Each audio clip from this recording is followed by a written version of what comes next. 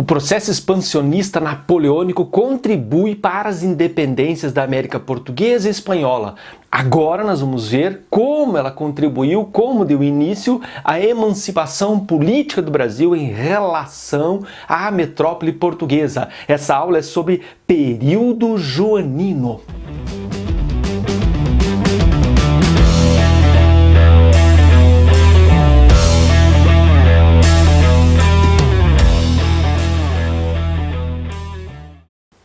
Muito bem, a aula de hoje é sobre período joanino ou família real portuguesa no Brasil, período que vai de 1808 a 1821 e é considerado o início do nosso processo de emancipação. É durante o período joanino ou período da família real portuguesa no Brasil que algumas medidas encaminharão o processo de emancipação política brasileira. Ô tio, mas por que a família real portuguesa fugiu para o Brasil? Bom, está relacionado ao processo expansionista napoleônico.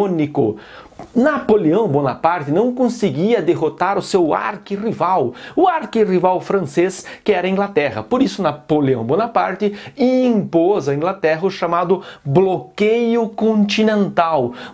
Imaginar uma barreira comercial entre o continente europeu e a Grã-Bretanha. Aqueles que fizessem negócio com a Inglaterra, com a Grã-Bretanha, estariam, portanto, violando o bloqueio continental napoleônico imposto à Inglaterra. É o caso português. Portugal é um parceiro muito antigo da Inglaterra. E na hora de escolher de que lado ficaria, Dom João VI, príncipe regente de Portugal, resolveu escolher o lado inglês. Portanto, ao escolher o lado inglês e manter relações comerciais com a Inglaterra, Dom João VI, príncipe regente português, estaria violando o bloqueio continental napoleônico.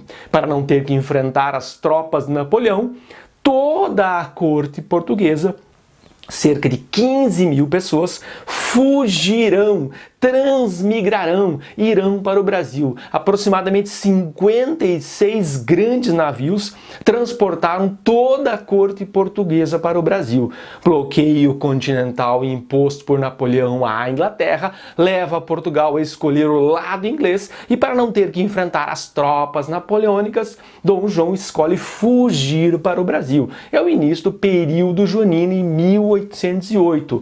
Cá no Brasil, uma das primeiras medidas tomadas por o príncipe regente Dom João foi a chamada abertura dos portos às nações amigas, ou seja, o fim do pacto colonial, ou pelo menos o início do fim do pacto colonial, juntamente com a liberdade das indústrias. Cuidado! O fato de Dom João ter liberado as indústrias, um primeiro passo rumo à nossa emancipação, não significa que nós tenhamos aqui um surto de industrialização. Por isso se diz que, apesar da liberdade industrial, ela foi sem efeito, uma vez que o Brasil é uma colônia recém-libertada das amarras mercantilistas, sem condições de competir com nações já industrializadas como a Inglaterra. Então o Brasil continua sendo um grande fornecedor de produtos agrícolas, de matéria-prima e um grande consumidor dos produtos manufaturados e industrializados das demais nações.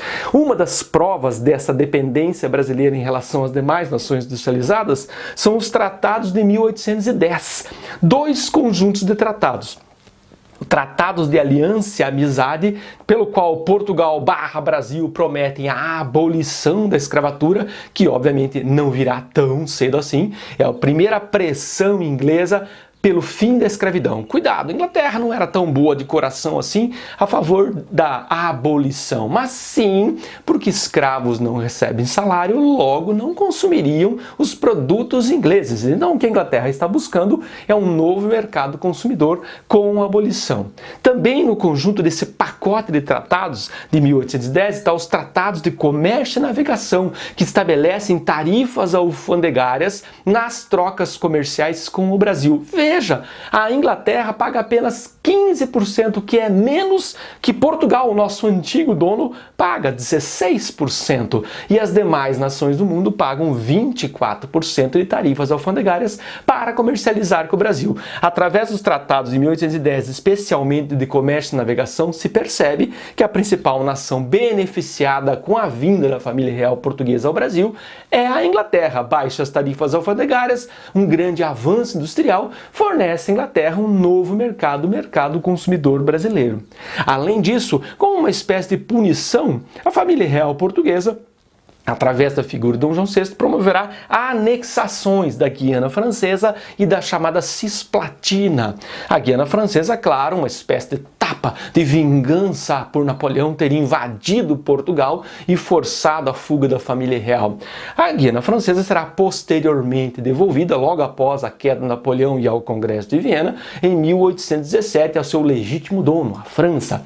Já a província Cisplatina que você hoje chama de Uruguai, aliás, chamamos de República Oriental do Uruguai desde 1828, a província Cisplatina também é uma espécie de punição, só que ao parceiro Espanha, uma vez que quando Napoleão invadiu a Península Ibérica para chegar a Portugal, atravessou a Espanha, e a Espanha não defendeu o seu parceiro, o seu amigo antigo Portugal. Por isso, Dom João, claro, com o apoio da coroa inglesa, com o apoio inglês, tomou a região Cisplatina e assim teve acesso a uma margem do Mar da Prata, a uma margem onde os navios aportavam ou partiam com produtos e mercadorias.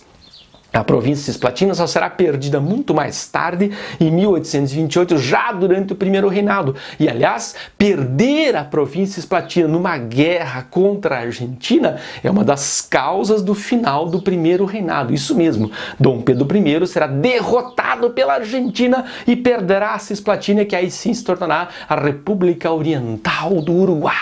Além dessas anexações, ao final do período napoleônico, em 1815, ocorrerá o chamado Congresso de Viena na Áustria. Em 1815, o Congresso de Viena na Áustria estabelecerá ou reestabelecerá a legitimidade dos tronos. Portugal, por sua vez, para poder participar do Congresso de Viena, ainda estava no Brasil e eleva o Brasil, muda a nomenclatura do Brasil de colônia para Reino Unido, Portugal e Algarves. Isso mesmo, o Brasil era agora parte do Reino Unido, Portugal e Algarves, e era também a sede do reino, uma vez que a família real estava aqui. Congresso de Viena leva a elevação do Brasil a Reino Unido, Portugal e Algarves.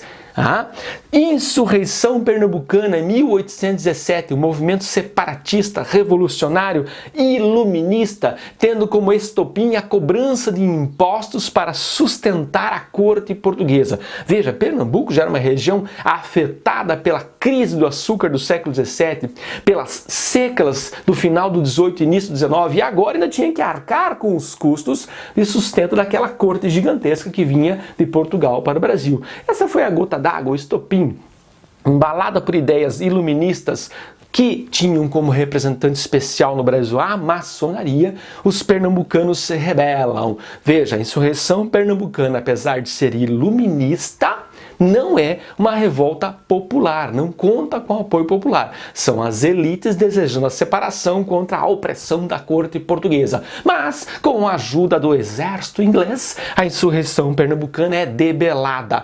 Outro detalhe interessante sobre o período joanino ou período da família real portuguesa no Brasil são as mudanças na característica cultural e, em especial, do Rio de Janeiro. Afinal, a corte estava acostumada com o luxo europeu e chegam ao Rio de Janeiro sem essa estrutura luxuosa. É por isso que a família real irá promover um processo de urbanização, um processo de europeização do Brasil, criando, por exemplo, a Academia de Artes e Ofícios, a Escola de Medicina de Salvador, os museus e, é claro, um detalhe especial do período joanino, a vinda da missão artística francesa ao Brasil. Cuidado com a missão artística, porque apesar de ser missão artística francesa a partir de 1816, ela também tem elementos históricos. Afinal, esses artistas, esses naturalistas, reproduzirão a fauna, a flora, a sociedade brasileira.